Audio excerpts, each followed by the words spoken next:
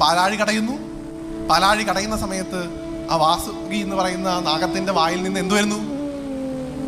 കാളകൂട വിഷം എന്ന് പറയുന്ന നമ്മുടെയൊക്കെ കർമ്മഫലങ്ങളാകുന്ന വിഷം. ആ കാളകൂട വിഷം വരുന്ന സമയത്ത് ലോകത്തെ മുഴുവൻ സംഹരിക്കാൻ കാരണമാകുന്ന ആ കാളകൂട വിഷം കണ്ട് ദേവന്മാരും അസുരന്മാരും എല്ലാം തന്നെ ഭയചകിതന്മാരായി അവിടെ നിന്ന് ഓടിപ്പോകുന്ന സമയത്ത് ഒരാൾ മാത്രം, ഒരൊറ്റ മനുഷ്യൻ മാത്രം, ആരുടെ വാക്കും കേൾക്കാതെ, ആരുടെ പിൻവിളികളും കേൾക്കാതെ പതിയെ പതിയെ ആ പാലാഴിയുടെ ഉള്ളിലേക്ക് ഇങ്ങനെ നടന്നു വരുന്നൊരു കാഴ്ച.